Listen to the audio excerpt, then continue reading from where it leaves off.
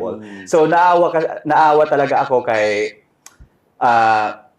Solgen kasi nga nahihirapan na siyang mag-justify. So it's so hard to justify something that is unjustifiable. In similar situation, it's easy to win something that's very winnable. So sa nakikita ko, they are losing now. Nasa losing end sila sa argument, oral argument. That's a very good point. Yes, Mayor. So yun na nga mga kaibigan, at balikan natin ang issue ngayon sa PhilHealth dahil sa may lumalabas na oral argument tungkol dyan sa anomalya sa PhilHealth, sa pundo. Base sa oral argument sa Supreme Court ay ayun na nga, may nabisto silang anomalya kung bakit nga nailipat yung pundo sa unprogrammed fund na may pundo na naman ito sa national. So ayun na nga, balikan natin dahil umuusad na ang kasong ito at sana may managot. So ayun na nga, pakinggan natin si Mayor Basti Duterte, ang anak ni dating Pangulong PRD, na kapatid ni BP Sara. So ayun na nga, pakinggan natin ang mga reaksyon niya dito tungkol sa anomalya sa PhilHealth. So, ang problema dyan, yung justification kasi nila, kasi alam ng lahat na kinuhaan nila ng pera yung PhilHealth. Yung ginamit nilang reason o yung rason nila na para kumuha ng pera sa PhilHealth is kailangan nila ilagay sa isang proyekto na may pera na palang supposedly nakalagay. And yung masaklap pa doon, yung proyekto na yon hindi siya program for this year. Yeah. So,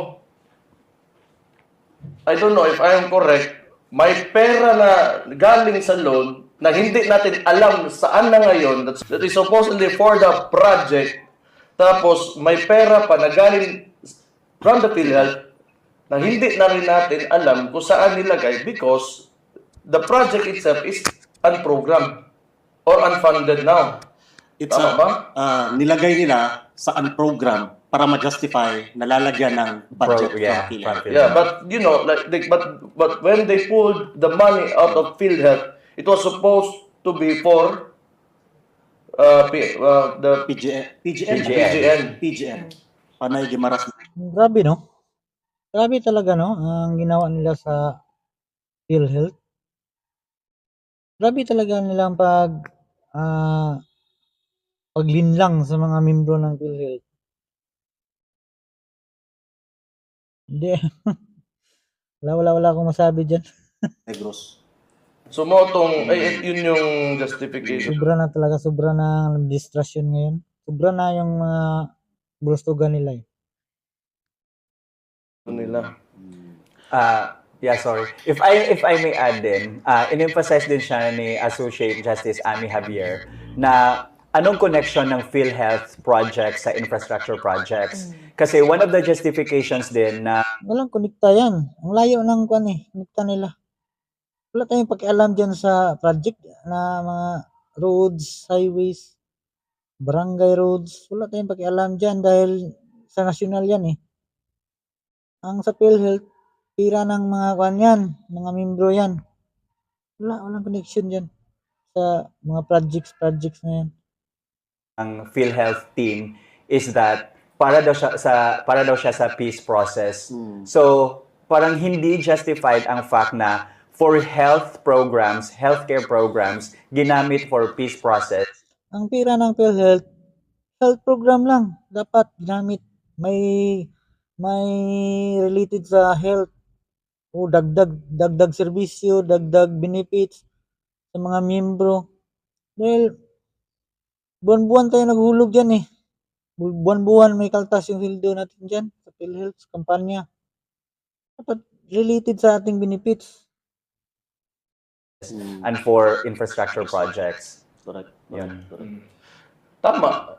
Kasi bakit pa tayo magawa ng PhilHealth tapos kailangan natin magbayad dyan para gamitin lang pala yung pera na binayad natin for health. In kaso kung masakit ka, maoperahan ka, that you would get something na makita na may pera na tayo makuha para sa kalusugan natin. And yet, kukunin ng government ngayon para ilagay sa infrastructure project. So, yun na nga. Halimbawa, magkasakit tayo. Gaya ko, mahirap. Yung mga ibang mahirap din natin na mga kababayan. Halimbawa, magkasakit tayo. Mag-bill tayo ng 100,000. Magkano lang benefits ng PhilHealth? Siguro nasa mga 40,000 to 45. Yung iba nga, 12,000 lang. May nakilala ko, 12,000 lang yung kaltas niya. So, hirap talaga. Dapat yung mga pundo, hindi yan nilagay sa mga infrastructure project. what is the purpose of that action? Correct. Oh. Correct. And actually, Wala na nga yung pira. Ang purpose nila is corruption. Wala na. Nawala na yan sa pira. Hindi yan nailagay sa, yung pira ng PhilHealth, hindi yan nailagay sa unprogrammed fund yan lahat. Nakaw na yan. Ano pa bang interpretasyon dyan? Hindi nga nila may paliwanag eh. Buti kung naipaliwanag lang ng maayos dahil para maintindihan natin. Hindi, wala nga eh. I think even Associate Justice Javier stated that PhilHealth funds must exclusively be used for PhilHealth purposes and not for operations of any other department or of the government, just like what. So tama yung tanong talaga. So naasaan yung pera ngayon? So that is the main question. Yan ang main question ng mga kababayan. Nasaan yung pira? Sagutin niya ng mga congressman, ng National Department of Finance, National Finance. Excuse me.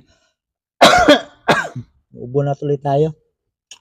Ayun, dapat sagutin nila yan. Kung saan yung pira, lalo na yung head ng PhilHealth. So, ayan, nakakaso na naman yan sa Supreme Court. Sana masagot yan. Question sa nitong issue na to. Paano nyo ginamit yung pera na yan? Saan na napunta yan? And the people need to know. Kasi Gusto talaga na malaman ng mga taong bayan yan. Dapat na sabihin nyo na ang dyan. Dapat may resulta na agad yan. ang gobyerno, isa sa mga pangunahing tungkulin ng gobyerno is to provide basic services to the people, and that includes health, ang kalusugan ng kanyang mga citizens. So, I think kailangan talaga sagutin ng maayos ito. And tama yung sabi ni Cho kanina, kung may sagot ka lang talaga dyan, tapos na sana yan, nasagot mo na. Yung problema is you do not have a clear answer. Right. Sa Kung sagot lang yan ng Kongreso noon sa tanong ng bayan, wala na, hindi na yan naabot sa Supreme Court. Hindi na yan magka-problema ng ganito kung sinagot lang nila. So wala silang masagot, wala silang matinong sagot. Ayun. Duda ng mga tao is may corruption. So yan. May magbabayad talaga dyan. Iyak mga congressman yan, may iyak dyan. Maraming maapektuhan yan kung hindi na nila yan masolusyonan. mga tanong ng Supreme Court sa iyo. Tama, Mayor. And yun nga, marami yung nagsabi to Mayor and Hannah, no, na ito si Solicitor General Guevara. So ayan. Wala na yan, klaro na yan, may anomalya yan. Kailangan natin ng sagot. Abangan natin ang mga reaction sa Supreme Court, mga resulta. At abangan natin yan. So, ayan.